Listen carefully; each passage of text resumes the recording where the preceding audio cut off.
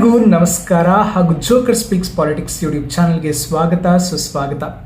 ಇವತ್ತು ನಾನು ಒಂದು ಹೊಸ ಕಾನ್ಸೆಪ್ಟ್ ಒಂದಿಗೆ ಬಂದಿದ್ದೀನಿ. ಹಾಗೆ ಸುಮ್ಮನೆ ಕೂತಿದ್ದಾಗ ಒಂದು ಯೋಚನೆ ಬಂತು. ಅದೇನಪ್ಪ ಅಂದರೆ, ನಮ್ಮ ಸ್ಯಾಂಡಲ್ವುಡ್ ನಟರು ಹಲವಾರು ಚಿತ್ರಗಳಲ್ಲಿ ನಟಿಸಿದ್ದಾರೆ. ಅವರು ಆ ಚಿತ್ರಗಳಲ್ಲಿ ತೋರುವಂತಹ ಶೌರ್ಯ ಆಗಿರ್ಬೋದು, ದಿಟ್ಟತನ ಆಗಿರ್ಬೋದು, ದಾನ ಆಗಿರ್ಬೋದು, ಜನಪ್ರಿಯತೆ ಆಗಿರ್ಬೋದು, ಇದೆಲ್ಲವೂ ಕೂಡ ನಮ್ಮ ಪಾಲಿಟಿಷಿಯನ್ಸಲ್ಲೂ ಕೂಡ ಇರುತ್ತೆ. ನಿಜ ಜೀವನದಲ್ಲೂ ಕೂಡ ಅವರು ಹೀರೋಗಳಾಗಿರ್ತಾರೆ. ಹಾಗೆ ಒಂದು ಯೋಚನೆ ಬಂದಾಗ ನನಗೆ ಹೊಳೆದಿದ್ದೇನಪ್ಪ ಅಂದರೆ, ನಮ್ಮ ಕನ್ನಡದ ಚಲನಚಿತ್ರ ನಟರು ಮಾಡಿರುವಂತಹ ಪಾತ್ರಗಳು ಇವೆಲ್ಲವೂ ನಮ್ಮ ಸಿದ್ದರಾಮಯ್ಯ ಅವರಿಗೆ ಯಾವ್ಯಾವ ಹೊಂದುತ್ತೆ ಅನ್ನೋದನ್ನ ಬಗ್ಗೆ ಒಂದು ಯೋಚನೆ ಮಾಡಿ ಒಂದು ವಿಡಿಯೋನ ಮಾಡಿದ್ದೀನಿ. ದಯಮಾಡಿ ಈ ವಿಡಿಯೋನ ಪೂರ್ತಿಯಾಗಿ ನೋಡಿ ಸಪೋರ್ಟ್ ಮಾಡಿ ಅಂತ ಕೇಳ್ಕೊಳ್ತಾ ತಡ ಮಾಡದೆ ಈ ವಿಡಿಯೋನ ಶುರು ಮಾಡೋಣ ಬನ್ನಿ. ನಮಗೆ ನೆನಪಿಸುವಂತಹ ಮೊದಲನೇ ಪಾತ್ರ ಯಾವ್ದಪ್ಪ ಅಂದ್ರೆ, ನಮ್ಮ ನಟ ಸಾರ್ವಭೌಮ ಡಾಕ್ಟರ್ ರಾಜ್ಕುಮಾರ್ ಅವರು ಅಭಿನಯಿಸಿದಂತಹ ಬಬ್ರುವಾಹನ. ಹೌದು ಸ್ನೇಹಿತರೆ, ಬಬ್ರುವಾಹನ ಸಾಮಾನ್ಯ ಮೂಲದಿಂದ ಬಂದರೂ ಕೂಡ ತನ್ನ ಶೌರ್ಯದಿಂದ ಎಲ್ಲೆಡೆ ಜನಪ್ರಿಯತೆಯನ್ನು ಗಳಿಸಿಕೊಂಡ. ಅದೇ ರೀತಿ ಅವರ ತಂದೆಯ ಹೆಸರನ್ನು ಎಲ್ಲೂ ಉಪಯೋಗಿಸದೆ ತನ್ನ ಗೆಲುವಿನ ಹಾದಿಯನ್ನ ತಾನೇ ನಿರ್ಮಿಸಿಕೊಂಡ.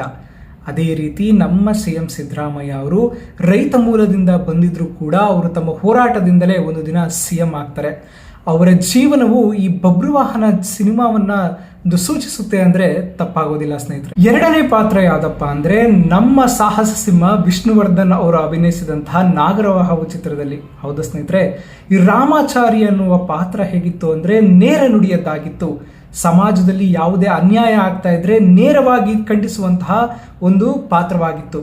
ನಿಜ ಜೀವನದಲ್ಲಿ ಸಿದ್ದರಾಮಯ್ಯ ಅವರು ಕೂಡ ಹಾಗೆ ಹಲವಾರು ವೇದಿಕೆಗಳೆಲ್ಲ ನಾವೆಲ್ಲ ನೋಡಿದ್ದೀವಿ. ಅವರು ಎಷ್ಟು ನೇರವಾಗಿ ಮಾತನಾಡ್ತಾರೆ, ನನ್ನ ಬಜೆಟ್ ಜನರ ಬಜೆಟ್ ಅಂತ ದಿಟ್ಟವಾಗಿ ಮಾತನಾಡ್ತಾರೆ. ಹೀಗೆ ನೋಡೋದಾದ್ರೆ ರಾಮಾಚಾರಿನೂ ಒಂದೇ, ನಮ್ಮ ಸಿದ್ದರಾಮಯ್ಯ ಅವರು ಕೂಡ ಒಬ್ರೆ. ಮೂರನೇ ಪಾತ್ರ ಯಾರ್ದಪ್ಪ ಅಂದ್ರೆ, ನಮ್ಮ ರೆಬಲ್ ಸ್ಟಾರ್ ಅಂಬರೀಷ್ ಅವ್ರದ್ದು. ಹೌದು ಸ್ನೇಹಿತರೆ, ಅಂಬರೀಷ್ ಅವ್ರದ್ದು ಯಾವುದೇ ಒಂದು ಪಾತ್ರಕ್ಕೆ ನಾವು ಸೀಮಿತ ಮಾಡೋ ಹಾಗಿಲ್ಲ.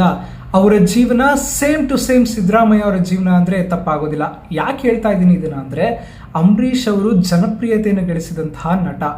ಅವರು ಜನಸಾಮಾನ್ಯರಲ್ಲಿ ಬೆರೆತು ಹೋಗುವಂತಹ ಪಾತ್ರ ಅವರದು.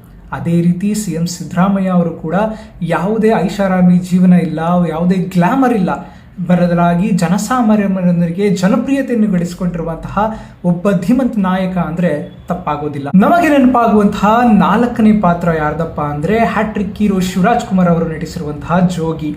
ಹೌದು ಸ್ನೇಹಿತರೆ, ಜೋಗಿ ತನ್ನ ತಾಯಿಯ ಕನಸನ್ನ ಈಡೇರಿಸಲು ತಮ್ಮ ಪ್ರಾಣವನ್ನೇ ಮುಡಿಪಾಗಿರ್ತಾನೆ. ಅದೇ ರೀತಿ CM ಸಿದ್ದರಾಮಯ್ಯ ಅವರು ಕೂಡ ಬಡವರಿಗಾಗಿ, ಹಿಂದುಳಿದವರಿಗಾಗಿ ತಮ್ಮ ಜೀವನವನ್ನೇ ಮುಡಿಪಾಗಿಟ್ಟಿದ್ದಾರೆ ಅಂದ್ರೆ ತಪ್ಪಾಗೋದಿಲ್ಲ.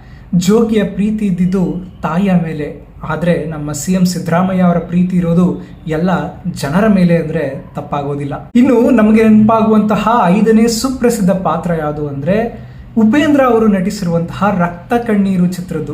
ಹೌದು ಸ್ನೇಹಿತರೆ, ಅವರು ಭಾಷಣವನ್ನು ಮಾಡಿದಂತಹ, ಅವರು ಡೈಲಾಗ್ ಹೇಳಿದಂಥ ರೀತಿ ಎಲ್ಲರ ಮೆಚ್ಚುಗೆಯನ್ನು ವ್ಯಕ್ತಪಡಿಸಿತ್ತು.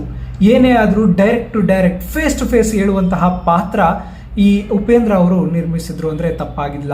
ಅದೇ ರೀತಿ ನಮ್ಮ ಸಿದ್ದರಾಮಯ್ಯ ಅವರು ಭಾಷಣ ಮಾಡ್ತಿದ್ರೆ ಫೇಸ್ ಟು ಫೇಸ್ ಮಾತಾಡ್ತಾರೆ, ಡೈರೆಕ್ಟ್ ಆಗಿ ಜನರ ಹಾರ್ಟಿಗೆ ಮುಟ್ಟುವಂತೆ ಮಾತನಾಡ್ತಾರೆ. ಈ ಸಿದ್ದರಾಮಯ್ಯ ಅವರ ಭಾಷಣ ಶೈಲಿ ಹಾಗೂ ಉಪೇಂದ್ರ ಅವರು ನಟಿಸಿದಂತಹ ರಕ್ತ ಕಣ್ಣೀರು ಚಿತ್ರದಲ್ಲಿರುವಂತಹ ಭಾಷಣ ಶೈಲಿ ಒಂದೇ ಅಂದ್ರೆ ತಪ್ಪಾಗೋದಿಲ್ಲ ಸ್ನೇಹಿತರೆ. ಮುಂದುವರೆದು ನಮಗೆ ನೆನಪಾಗುವಂತಹ ಪಾತ್ರ ಯಾವುದು ಅಂದ್ರೆ, ಡಿ-ಬಾಸ್ ದರ್ಶನ್ ಅವರು ಅಭಿನಯಿಸಿದಂತಹ ಸಂಗೊಳ್ಳಿ ರಾಯಣ್ಣ.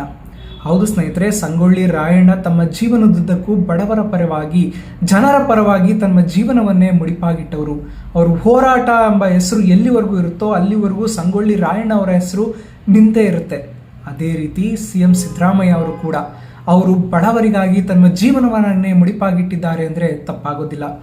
ಹೋರಾಟಗಾರ ಎನ್ನುವ ಪದ ಎಲ್ಲಿವರೆಗೂ ಇಲ್ಲಿರುತ್ತೋ ಅಲ್ಲಿವರೆಗೂ ಈ CM ಸಿದ್ದರಾಮಯ್ಯ ಅವರ ಹೆಸರು ಅಲ್ಲಿವರೆಗೂ ಇದ್ದೇ ಇರುತ್ತೆ ಅಂತ ಹೇಳೋದಕ್ಕೆ ಖುಷಿ ಆಗುತ್ತೆ ಸ್ನೇಹಿತರೆ. ಮುಂದೆ ನೆನಪಾಗುವಂತಹ ಪಾತ್ರ ಯಾವ್ದಪ್ಪ ಅಂದ್ರೆ, ಅಭಿನಯ ಚಕ್ರವರ್ತಿ ಸುದೀಪ್ ನಟನೆಯ ಕೋಟಿಗೊಬ್ಬ.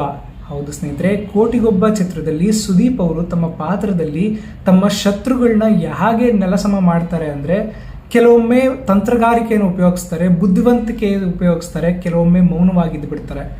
ಹೌದು ಸ್ನೇಹಿತರೆ, ಅದೇ ನಮ್ಮ ಸಿದ್ದರಾಮಯ್ಯ ಅವರು ಕೂಡ ಹೋಲಿಕೆಯನ್ನು ಹೊಂದುತ್ತೆ. ಕೆಲವೊಮ್ಮೆ ಅವರು ತಮ್ಮ ಶತ್ರುಗಳನ್ನು ಸೈಲೆಂಟ್ ಮಾಡೋದಕ್ಕೆ ತಮ್ಮ ತಂತ್ರಗಾರಿಕೆಯನ್ನು ಬಳಕೆ ಮಾಡ್ತಾರೆ, ಕೆಲವೊಮ್ಮೆ ಮೌನವಾಗಿ ಉಳಿದು ಬಿಡ್ತಾರೆ. ಕೆಲವೊಮ್ಮೆ ಮೌನ, ಕೆಲವೊಮ್ಮೆ ದಿಟ್ಟತನ ಅಥವಾ ಬುದ್ಧಿವಂತಿಕೆ ಎರಡೂ ಇರೋದು ಈ ನಮ್ಮ CM ಸಿದ್ದರಾಮಯ್ಯ ಅವರಲ್ಲಿ ಅಂದರೆ ತಪ್ಪಾಗೋದಿಲ್ಲ.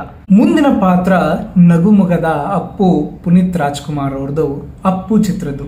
ಹೌದು ಸ್ನೇಹಿತರೆ, ಈ ಅಪ್ಪು ಚಿತ್ರದಲ್ಲಿ ಪುನೀತ್ ರಾಜ್ಕುಮಾರ್ ಅವರು ಬಡವರ ಪರ ನಿಲ್ತಾರೆ, ದಬ್ಬಾಳಿಕೆಯ ವಿರೋಧವಾಗಿ ಮಾತನಾಡ್ತಾರೆ. ಅದೇ ರೀತಿ CM ಸಿದ್ದರಾಮಯ್ಯ ಅವರು ಕೂಡ ತಮ್ಮ ನಿಜ ಜೀವನದಲ್ಲಿ ಬಡವರ ಪರವಾಗಿ ಯಾವಾಗಲೂ ಇದ್ದಾರೆ. ಅನ್ನಭಾಗ್ಯ ಆಗಿರ್ಬೋದು, ಕ್ಷೀರಭಾಗ್ಯ ಆಗಿರ್ಬೋದು, ಹೀಗೆ ಹಲವಾರು ಭಾಗ್ಯವನ್ನು ಬಡವರಿಗೆ ನೀಡ್ತಾ ಇದ್ದಾರೆ. ಯುವಕರಲ್ಲಿ ಜನಪ್ರಿಯತೆ ಆಗಿರ್ಬೋದು, ಬಡವರಲ್ಲಿ ವಿಶ್ವಾಸವನ್ನು ಗಳಿಸಿರುವಂತಹ ಇಬ್ಬರು ನಟರು ಯಾರಪ್ಪ ಅಂದರೆ ಒಬ್ಬರು ಅಪ್ಪು ಪುನೀತ್ ರಾಜ್ಕುಮಾರ್, ಇನ್ನೊಬ್ರು ನಮ್ಮ ಸಿದ್ದು ಸಿದ್ದರಾಮಯ್ಯ. ಇನ್ನು ಮುಂದಿನ ಪಾತ್ರ ಯಾರ್ದಪ್ಪ ಅಂದರೆ ನಮ್ಮ ರಾಕಿಂಗ್ ಸ್ಟಾರ್ ರಾಕಿ ಬಾಯ್ ಯಶ್ ನಟನೆಯ KGF. ಹೌದು ಸ್ನೇಹಿತರೆ, ಯಶ್ ನಟನೆಯ KGF ಅಲ್ಲಿ ರಾಕಿ ಬಾಯ್ ಪಾತ್ರವನ್ನು ಮರೆಯೋದಿಕ್ಕಾಗುತ್ತಾ? ಇಲ್ಲವೇ ಇಲ್ಲ. ರಾಕಿ ಬಾಯ್ ಹಳ್ಳಿಯಿಂದ ಬಂದು ಜಗತ್ತಿನಲ್ಲೇ ಕೊಂಡವನು, ಜಗತ್ತಿನಲ್ಲಿ ಹೆಸರು ಮಾಡಿದವನು.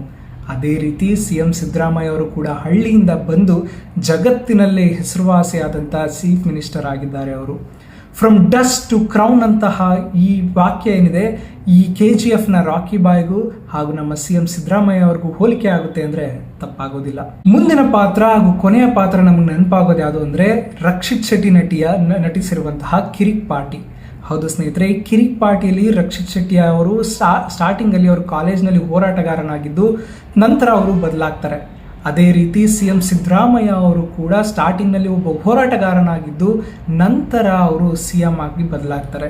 ಈ ರಕ್ಷಿತ್ ಶೆಟ್ಟಿಯರ್ ಅಭಿನಯಿಸಿರುವಂತಹ ಈ ಕಿರಿಕ್ ಪಾರ್ಟಿಯಲ್ಲ ಸ್ಟಾರ್ಟಿಂಗ್ ಜರ್ನಿ ಏನಿದೆ ಅದು ನಮ್ಮ CM ಸಿದ್ದರಾಮಯ್ಯ ಅವರಿಗೆ ಹೋಲಿಕೆ ಆಗುತ್ತೆ ಅಂದರೆ ತಪ್ಪಾಗೋದಿಲ್ಲ ಸ್ನೇಹಿತರೆ. ಈ ಎಲ್ಲ ಚಿತ್ರಗಳ ಪಾತ್ರಗಳನ್ನ ನೋಡಿದ್ರೆ ಸಿದ್ದರಾಮಯ್ಯ ಒಬ್ಬರೇ ಎಲ್ಲ ನಟರಿಗೂ ಸರಿಸಮವಾದವರು ಅಂದರೆ ತಪ್ಪಾಗಲ್ಲ. ಅವರೇ ಎಲ್ಲರ ನಾಯಕ, ಜನರ ನಾಯಕ, ಅನ್ನಭಾಗ್ಯ ನಾಯಕ ಸಿದ್ದರಾಮಯ್ಯಜಿ. ಹೌದು ಸ್ನೇಹಿತರೆ, ನಿಮಗೆ ಈ ಯಾವ ಪಾತ್ರ ಇಷ್ಟ ಆಯಿತು ಅನ್ನೋದನ್ನು ದಯವಿಟ್ಟು ಕಮೆಂಟ್ನಲ್ಲಿ ತಿಳಿಸಿ ಅಂತ ಕೇಳ್ಕೊಳ್ತಾ ವಿಡಿಯೋ ನೋಡಿದ್ದಕ್ಕಾಗಿ ಧನ್ಯವಾದಗಳು.